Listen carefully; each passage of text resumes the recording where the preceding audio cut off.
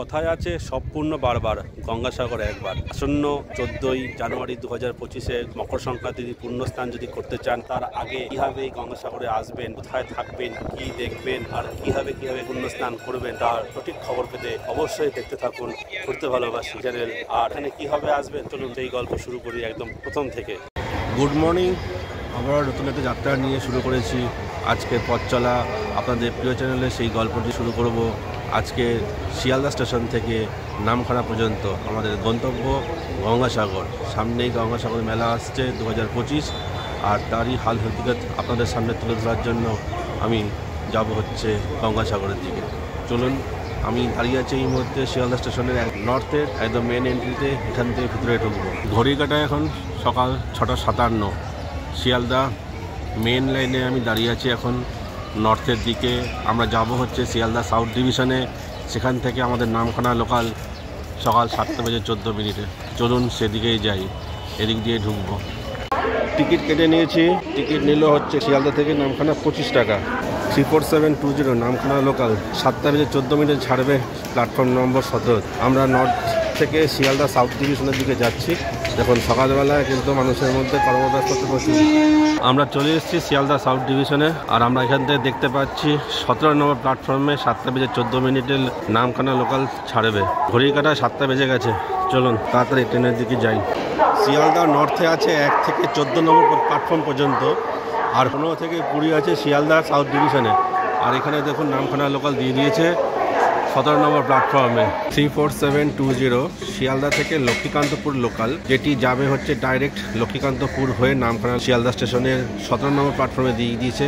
এই হচ্ছে সামনে ট্রেন। আমরা ট্রেনের বাইরে দাঁড়িয়ে আছি, এখন ট্রেনে উঠবো। আর এখান থেকে ট্রেন ছাড়বে হচ্ছে সকাল 7:14 এবং লক্ষ্মীকান্তপুরে পৌঁছাবে হচ্ছে 8:56। সেখান থেকে গাড়ি নম্বর চেঞ্জ করে আরও কিছুক্ষণ সময় ওখানে অতিবাহিত করে 9:15 সেটা ছেড়ে যাবে হচ্ছে টুয়ার্ডস নামখানার দিকে, এবং নামখানা পৌঁছাবে সকাল 10:04। সেখানে গিয়ে আপনাদের সঙ্গে আবার দেখা হবে। শীতের সকাল, অলরেডি সূর্য উঠে গেছে। সূর্যের আলো, মিঠে আলো গায়ে মেখে আমরা কিন্তু এখন এগিয়ে যাব শিয়ালদা স্টেশন থেকে টুয়ার্ডস নামখানার উদ্দেশ্যে।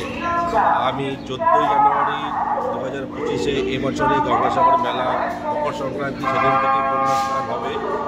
আমি ডিটেলস আপনাদের এই ভিডিও ব্লগে দেখে দেবো যে কবে থেকে পুণ্যস্নান শুরু হবে এবং কবে শেষ হবে, মেলা কবে শুরু হবে, মেলা কবে শেষ হবে, আর কীভাবে যাবেন পুরো ডিটেলস জানতে অবশ্যই দেখতে থাকুন ঘুরতে ভালোবাসি চ্যানেল, আর সঙ্গে বেদুইন @চন্দন ট্রাভেল বক্স চ্যানেল।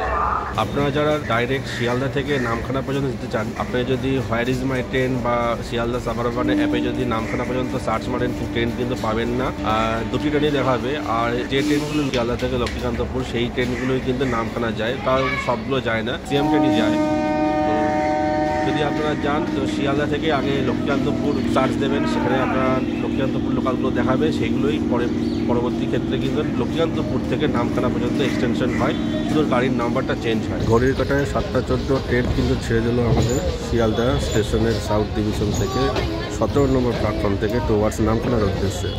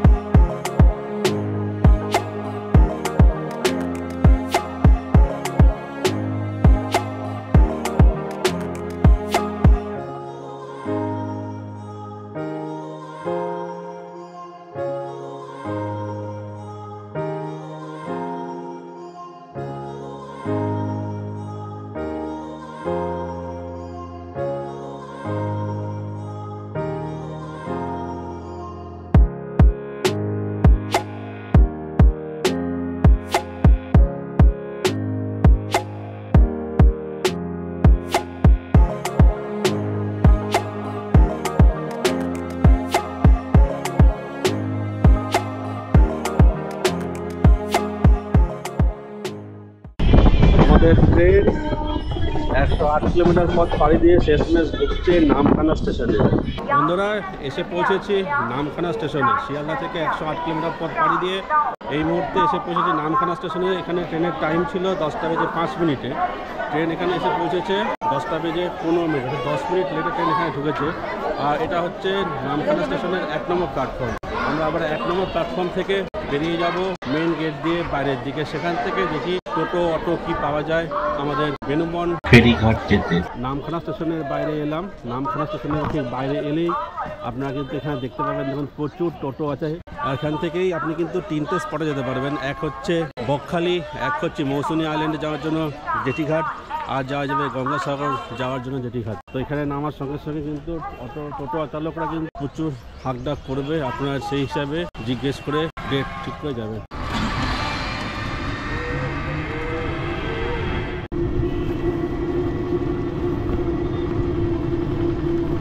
তো বন্ধুরা আমরা একটা টোটো ভাড়া করে ফেলেছি। তো শেয়ারে টোটো করে আমরা যাচ্ছি এখন বেনুবন ঘাট। খুব বেশি দূর না, এই কিলোমিটার 2, তাই তো?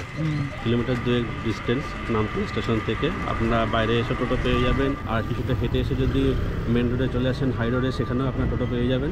সেখান থেকে টোটো করে আপনি চলে আসতে পারেন এই বেনুবন ঘাটে।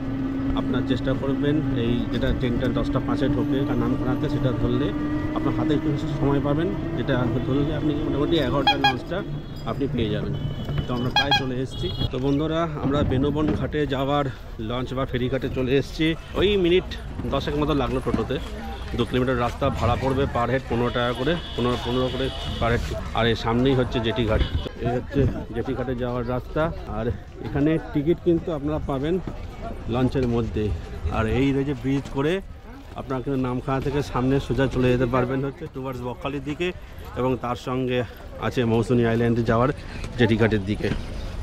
এই ঘাটের একটা সুবিধা হচ্ছে এখানে যে পরিমাণ জল থাকে, জোয়ার ভাটার জন্য কোনো সমস্যা হয় না, সবসময় জেটি চলাচল করতে পারে। আর কাকদ্বীপ থেকে গেলে কিন্তু প্লট নম্বর 8 থেকে যে জেটিগুলো ছাড়ে, সেখানে কিন্তু জোয়ার ভাটার জন্য সমস্যা হয় একটু। আজকে আমি আপনার একটা ভালো অ্যাপ ইউজ করতে পারেন, গঙ্গাসাগর অ্যাপ বলে, যারা গঙ্গাসাগর যাবেন সেখানে আপনাকে ডেইলি ডিটেলস জানিয়ে দেবে যে লঞ্চ ঘাট থেকে ফেরি সার্ভিস কীভাবে কী হচ্ছে। এই হচ্ছে লঞ্চে উঠব আমরা, যাব এমভি রাজকন্যা করে। এই হচ্ছে আমাদের লঞ্চ। এই লঞ্চে আমরা উঠবো, সবাই উঠছে, চলুন আমি উঠে যাই। সামনে হচ্ছে পাইলটের জায়গা। আর এই উঠে এই সিঁড়ি দিয়ে নিচে নামতে হবে। সিঁড়ি দিয়ে কিছুটা নামলে আপনার পেয়ে যাবেন কিন্তু বসার জায়গা। একটি ট্রলারের মধ্যে কিন্তু বা জাহাজের মধ্যে কিন্তু ইন্ডিয়ার পতাকা তত্তরিয়ে উঠছে। আর এই হচ্ছে সেই বকখালি যাওয়ার ব্রিজ। আর তার পাশে দেখুন প্রচুর ট্রলার কিন্তু সারিবদ্ধভাবে আছে, এদিকেও আছে এদিকেও আছে। জাহাজের প্রোপেলার, এই হচ্ছে নৌর, এই হচ্ছে পাইলট কেবিন। এই লঞ্চের পাইলটের কাছ থেকে জানতে পারলাম টোটাল সময় লাগবে এখান থেকে 1 ঘন্টা 10 মিনিট মতো বেনুবন ঘাট। সাগরে যখন মেলা শুরু হবে, মেলার সময় তখন 70টি লঞ্চ চলবে সারাদিনে টোটাল এখান থেকে, এই নামখানার বেনুবনের ফেরি জেটিঘাট থেকে বেনুবন যাওয়ার জন্য। আর মেলা শুরু হবে আগামী বছর 10ই জানুয়ারি এবং মেলা চলবে 8 থেকে 10 দিনের মতো। আর মকর সংক্রান্তির পূর্ণ স্নান শুরু হবে 13 তারিখ থেকে। আর 14 তারিখ হচ্ছে পূর্ণ মকর সংক্রান্তি। 13, 14, 15 চলবে কিন্তু এই পূর্ণ স্নান। আমি ডিটেলস আরও জানতে পারলে একদম গঙ্গাসাগর মেলার ওই প্রাঙ্গণে গিয়ে আপনাদের সামনে সেটা তুলে ধরবো, দেখতে থাকুন ততক্ষণ পুরো আপডেট পাওয়ার জন্য।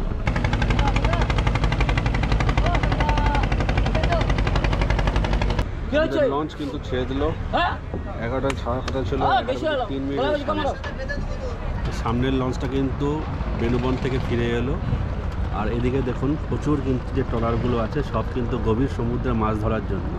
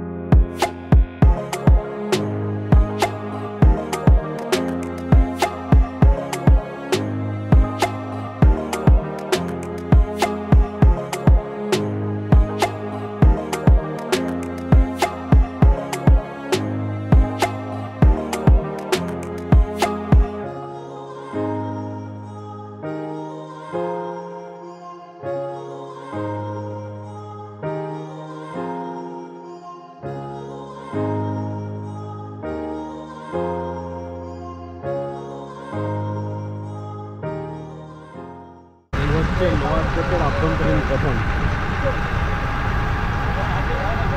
এখানে মাঝখানে চৌকির মতো করা আছে, বসার জায়গা। আর এখানে কন্ডাক্টর কিন্তু টিকিট কাটছে 40 টাকা করে ভাড়া পার হেড, 40 টাকা করে ভাড়া পার হেড। আর এটা মেলার সময় কিন্তু বেড়ে হবে 75 টাকা। সূর্যের আলো গায়ে মেখে আর এই নদীপক্ষে লঞ্চে করে চলেছি গঙ্গাসাগরের উদ্দেশ্যে। আর এই সময় কিন্তু ওয়েদার পুরো রৌদ্রোজ্জ্বল দিন, পুরো পূর্ব লাগছে কিন্তু এখানে।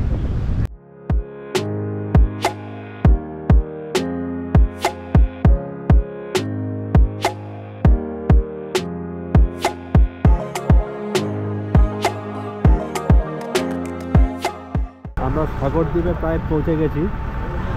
আর হয়তো দূরে যে দ্বীপটা দেখা যাচ্ছে ওটা হচ্ছে সাগরদ্বীপ। এখান থেকে বেনুবন ঘাট আর কিলোমিটার 5 মতো। এখান থেকে আমরা টিকিট কেটে নিলাম, হচ্ছে পার হেড 40 টাকা করে। বন্ধুরা, আমরা এসে পৌঁছেছি বেনুবন ফেরিঘাটে। লঞ্চ থেকে নামলাম, নেমে এই পথ ধরে আমরা যাব হচ্ছে এবার বাইরের দিকে।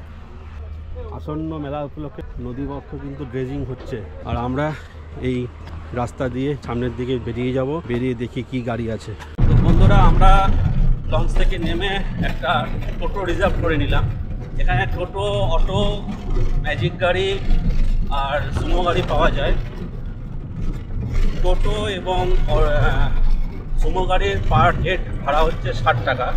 এটা কি এখন 60 টাকা নাকি মেলার সময় বেড়ে যাবে? আবার মেলার সময় বেশি হয়ে যাবে সম্ভবত। মেলার সময় একটু বেশি বেড়ে যাবে। ওটা কি রেট প্রতিবার চেঞ্জ হয়? না না, চেঞ্জ হয় না, এটাই আছে বর্তমান এখন। হ্যাঁ। আর রিজার্ভ করলে টোটাল হচ্ছে 520। আচ্ছা, রিজার্ভ করলে 520 হ্যাঁ। মেলার সময়? না না, এই সময়। ও আচ্ছা আচ্ছা আচ্ছা। তো আপনারা যদি যাতায়াতের জন্য একবারে রিজার্ভ করেন, 4 জন থাকলে সুবিধা হয়, 4 জন 5 জন, সেক্ষেত্রে আপনার পড়বে হচ্ছে যাতায়াত মিলে 520, মানে 270 টাকা করে এক পিঠে পড়বে। তো আপনি যদি চান আপনি একবারে করে নিতে পারেন, নাহলে আপনি দুবারেও করে নিতে পারেন। শুধু যাওয়ারটা করলেন, ফেরার সময় ফেরারটা করে নিতে পারেন। তো যাওয়ার আসাটা একবারে করে নিলে আপনার একটা হেডেক কমে গেল। ওখান থেকে আবার আপনার একটা অটো বা টোটো ভাড়া করতে এখানে আসতে হবে বেনুবন ঘাটে, তো সেটা আপনার করতে হবে না। আর এখান থেকে সাগর কত দূর? এখান থেকে তোমার 17 কিলোমিটার। হ্যাঁ, যেখানটায় পার্কিং আছে হ্যাঁ, ওখানটা পর্যন্ত 17 কিলোমিটার। আর এখান থেকে টোটাল হচ্ছে বেনুবন ঘাট থেকে সাগর মেলা প্রাঙ্গণ বা কপিলমুনির আশ্রম, সেটা হচ্ছে 17 কিলোমিটার মতো। তো চলুন আরও আপনাদের ডিটেল যা দেখতে পাচ্ছি আপনাদের এখানে তুলে ধরবো, দেখতে থাকুন। এদিক থেকে চলে গেল যদি কচুবেড়িয়া, কচুবেড়িয়া থেকে সাগরে যাওয়ার রাস্তা হচ্ছে এইটা, সাগর খরদার সামনে।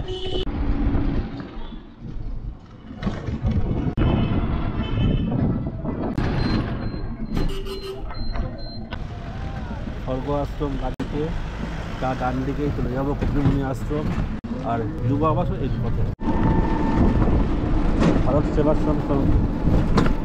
আমরা বেনুবন ঘাট থেকে চলে এসেছি ইউথ হোস্টেলে। আর ইউথ হোস্টেলে আমরা নিয়ে এসছে আমাদের পল্লব দা, আমাদের টোটো চালক। আর আপনারা যখন আসবেন এই দাদার সঙ্গে কিন্তু আপনারা ঘুরতে পারেন, আপনাদের ভালো লাগবে। দাদা এমনি আপনাদের ওখানে বেনুবন ঘাট থেকে তো নিয়েও আসবে এবং সেখানে পৌঁছেও দেবে, তার সঙ্গে আপনাদের কিন্তু এখানকার লোকাল যে সাইট সিনগুলো আছে অন দ্য ওয়েতে সেগুলো করিয়ে দিতে পারবে। তো দাদার থেকে আমি জেনে নিচ্ছি, দাদার ফোন নম্বরটা একটু কাইন্ডলি বলে দিন। 9832618139। আচ্ছা, আমি ফোন নম্বর ডেসক্রিপশন বক্সে এবং অন স্ক্রিনেও দিয়ে দেবো, দাদার সঙ্গে যোগাযোগ করে নেবেন। আর আপনারা আসলে আর দাদাকে আপনি যদি বলে দেন যে আপনার টোটো লাগবে, টোটোর ব্যবস্থা তো করে দেবে, সঙ্গে যদি বলেন যে হোটেলের ব্যবস্থা করে দিতে, সে ব্যবস্থা কিন্তু দাদা করে দেবে। দাদা হবে তো সেটা? হ্যাঁ হ্যাঁ, ওকে, ঠিক আছে। দাদার নামটা বলুন। পল্লব দাস। পল্লব দাস। গঙ্গাসাগর বাস স্ট্যান্ড থেকে 2 কিলোমিটার এদিকে আসলেই আপনারা এই সামনে হচ্ছে কপিলমুনির আশ্রম। এখান থেকে হেঁটে গেলে 5 থেকে 60 মিনিট লাগবে, আমি দেখিয়ে দেবো। আর এটা হচ্ছে ইয়ুথ হোস্টেল, পশ্চিমবঙ্গ সরকারের ইয়ুথ আবাসন। চলুন, আমরা এখানে হোটেল অনলাইনে বুক করে নিয়েছি। আপনারা চাইলে মৌলালির যুব কল্যাণ দপ্তর থেকেও সে অফলাইনেও বুক করতে পারেন। তো আমরা চলুন ভিতরে যাই, গিয়ে দেখি। সাগরের মেলার আগে কিন্তু যুব কল্যাণ দপ্তরের হোস্টেল কিন্তু নতুন রূপে সেজে উঠছে। এই হচ্ছে পশ্চিমবঙ্গ সরকারের যুব কল্যাণ দপ্তরের ইয়ুথ হোস্টেল। আর তার ঠিক এই রাস্তা দিয়ে কিছুটা দূর এগেই পাশেই আছে কিন্তু আপনার খাবার হোটেল, আপ্যায়নী হিন্দু হোটেল। আশেপাশে প্রচুর হোটেল আছে খাবার, চলুন দিয়ে দেখে আসি খাবার কি আছে। তো আমরা খাবার পেয়ে গেছি, খাবারে ভেজ খাবার, ডাল ভাত আলু ভাজা, আর এখানে আছে বাঁধাকপি, পেঁয়াজ লেবু তো আছে। সবজি ভাত হচ্ছে 55 আর মাছ ভাত হচ্ছে 80। মাছ দিয়ে গেল পোনা মাছ। খাবার সেরে বেরিয়ে পড়ুন সাগর সঙ্গমের উদ্দেশ্যে। ওই দূরে দেখা যায় কপিলমুনির আশ্রম, আর এখানে দেখুন মাঠের মধ্যে কিন্তু এখনো কাজ চলছে। এখানে দোকানপাট হবে বা বাসস্থান তৈরি করা হবে আর্টিফিশিয়াল। আর আমরা এখন এই মাঠের উপর দিয়ে যাচ্ছি হচ্ছে গঙ্গা সাগরের দিকে। এই পুরো প্রাঙ্গণ জুড়ে দোকানপাট হবে, বাসস্থান হবে। আর এখানে দেখুন মাটি খুঁড়ে জলের লাইন করা হচ্ছে। এটা শুধুমাত্র ফায়ার ব্রিগেডরা ইউজ করতে পারবে। যদি কোনো কারণে অগ্নিকাণ্ড ঘটে সেক্ষেত্রে এইখান থেকে যে জল নির্গত হবে তা থেকে এখানে কিন্তু যদি কোনো অগ্নিকাণ্ড ঘটে সেটাকে রক্ষা করা হবে। সামনেও প্রচুর প্যান্ডেল করে হচ্ছে, দোকানপাট তৈরি হবে। এই মুহূর্তে এসে পৌঁছেছি গঙ্গাসাগরের ঠিক সামনে। এই সামনেই দেখা যাচ্ছে গঙ্গাসাগর। দেখুন লোকজন ওখানে পুণ্য স্নান করছে। যারা মকর সংক্রান্তির পুণ্য স্নানের যে ভিড়টা হয় সেখান থেকে ফাঁকায় ফাঁকায় পুণ্য স্নান সারতে যাচ্ছেন, তারা কিন্তু স্নান করে এই সামনে রাস্তা আছে, রাস্তা ধরে চলে যেতে পারবেন ওই দূরে কপিলমুনির আশ্রম। এখানে দেখুন চারিদিকে প্রচুর বাঁশ পড়ে আছে। এই বাঁশ দিয়েই কিন্তু তৈরি হবে এই মেলা প্রাঙ্গণের পরিকাঠামো। আর সেখানেই আপনারা এখানে পেয়ে যাবেন অস্থায়ী শিবির, তার সঙ্গে দোকানপাট, আরও অনেক কিছু। এই পুরো প্রাঙ্গণ জুড়ে তৈরি হবে এই মকর সংক্রান্তির গঙ্গাসাগর মেলার পুরো কাঠামো।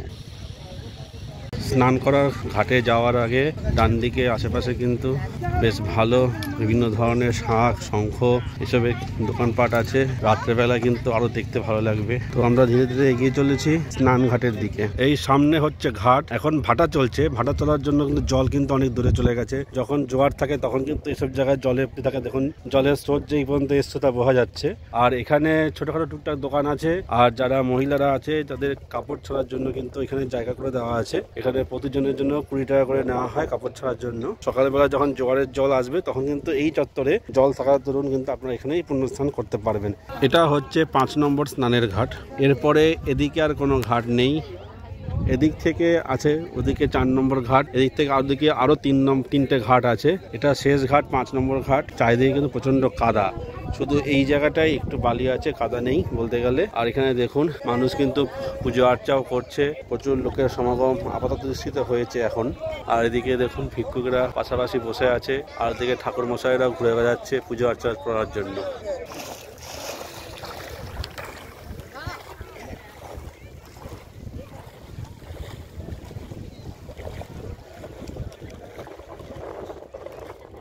এই মুহূর্তে দাঁড়িয়ে আছি গঙ্গাসাগরে, একদম গঙ্গা পক্ষে। প্রচন্ড কাদা, আস্তে আস্তে গঙ্গার মোহনার দিকে যাচ্ছি। জল স্নান হয়তো এখন আর করা সম্ভব না, তাই হালকা করে গঙ্গার জল কিন্তু ছিটিয়ে নিলাম মাথায়। আর এই গঙ্গার ঘাট থেকে স্নান করে ফেরার পথেই আপনি রাস্তার ধারে দেখতে পারবেন মা গঙ্গা, কপিলমুনি এবং মহাদেবের এই বিশাল মূর্তি। এটা হচ্ছে মন্দির প্রাঙ্গণের ঠিক পাশেই এত একটা বড় বড় বিশ্রামালয়। আর স্নান করে সামনের রাস্তা ধরে সোজা চলে আসলে আপনি চলে আসবেন মন্দিরের একদম মূল প্রাঙ্গণে।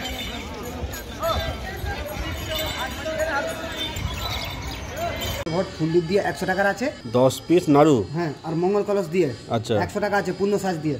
এটা নারকেল লাড্ডু সন্দেশ ফটো টটো সব মিলিয়ে 200 টাকা আছে। এটা সন্দেশ লাড্ডু দিয়ে 200 টাকা আছে। এটা লাড্ডু ও আর গুজিয়া আর রেবড়ি দিয়ে 301 আছে। এরকম পুজো দিয়ে এলে প্যাকেট করে দেবো, তারপরে এসে পয়সা। তো আমরা পুজোর ডালা নিয়ে নিলাম এখান থেকে। হ্যাঁ, টোটাল আছে নারকেল, মঙ্গল ঘট, লাড্ডু আর সন্দেশ আর নকুলদানা নিয়ে আছে টোটাল 200 টাকা পড়লো। মা বিন্দুবাসিনী পুষ্প ভান্ডার, এখান থেকে চাইলে আপনারা প্রসাদ সংগ্রহ করে কপিলমুনির আশ্রমে পুজো দিতে পারেন। এছাড়াও এখানে কিন্তু প্রচুর দোকান আছে, প্রত্যেকটা দোকানেই কিন্তু আপনি চাইলে সেখান থেকে প্রসাদ সংগ্রহ করতে পারবেন। আমরা ডালা নিয়ে মন্দিরের ভেতরে প্রবেশ করছি, এখানে কপিলমুনির আশ্রমে তার পুজো দেওয়ার জন্য।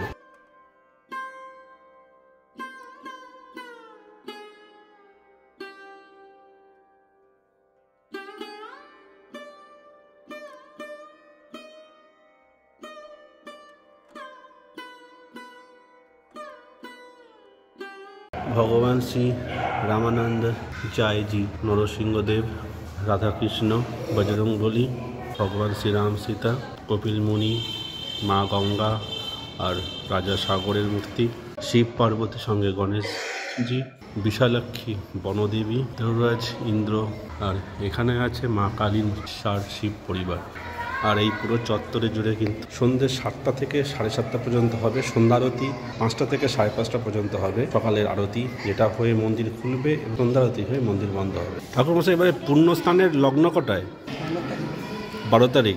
12 তারিখ সব ভোরবেলা থেকে 12 তারিখ আর 13 তারিখ 12, 13, 14, 15 এই 4 দিনই পুণ্যস্থান করা যাবে, তাই তো?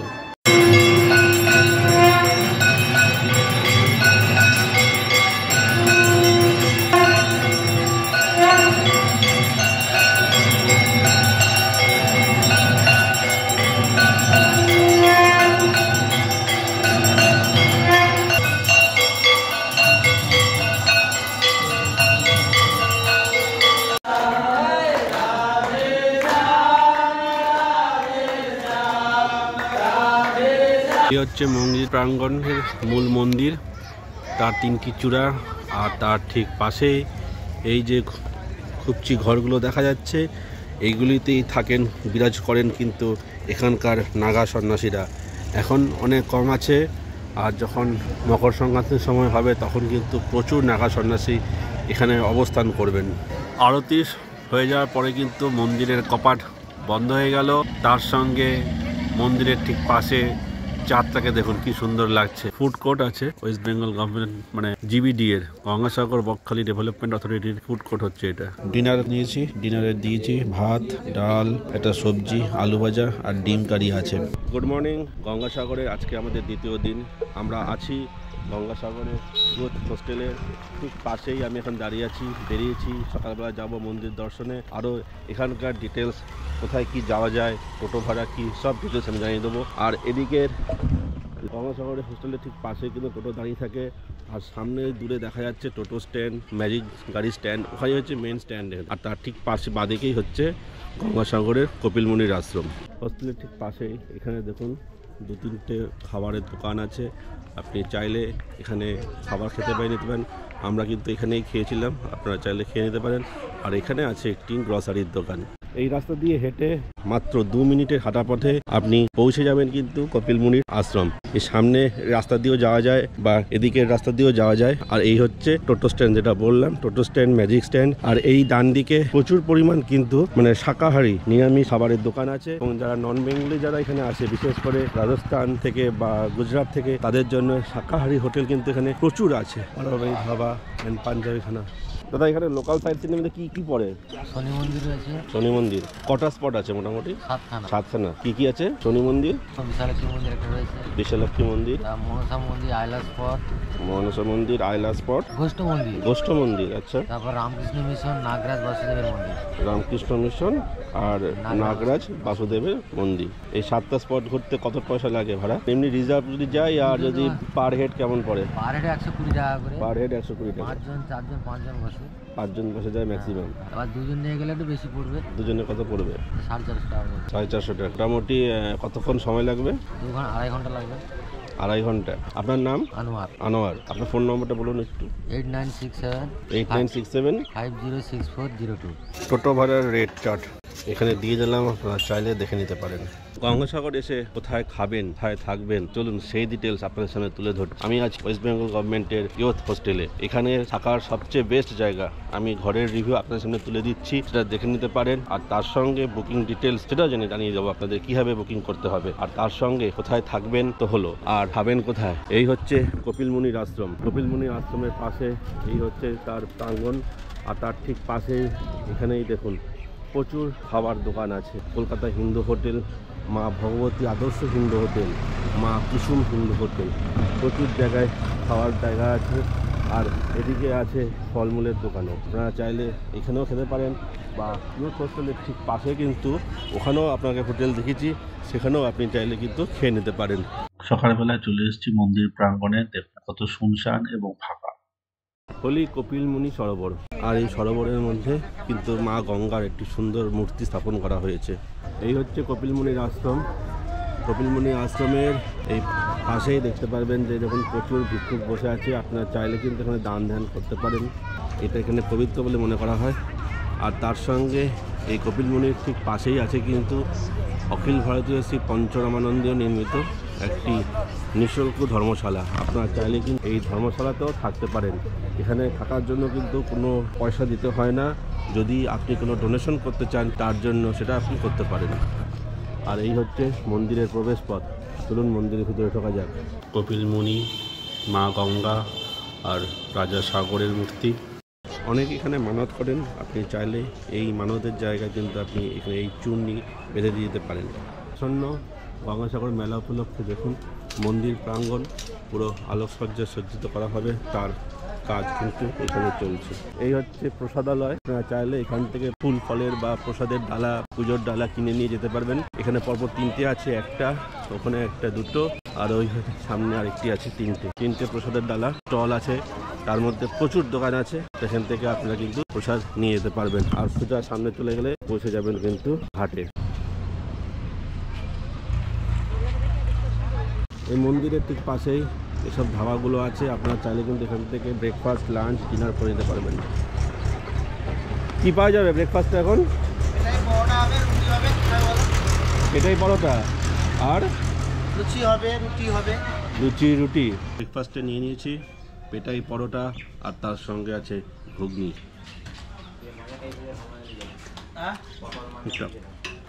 তো বন্ধুরা, আমরা চলে এসেছি নামখানা স্টেশনে। বিকেল 3টের ট্রেন ধরবো আমরা টুয়ার্ডস শিয়ালদার উদ্দেশ্যে। তো আমাদের 1 রাত 2 দিনের গঙ্গাসাগর ট্যুর হয়ে গেল। আর এখানে টিকিটের লাইন দেখুন। চাইলে আপনারা ইউটিএস অনলাইনে টিকিট কেটে নেবেন। 34925 নামখানা শিয়ালদা লোকাল। এটা বিকেল 3টে বেজে এই নামখানা স্টেশন ছেড়ে ডাইরেক্ট শিয়ালদা যাবে।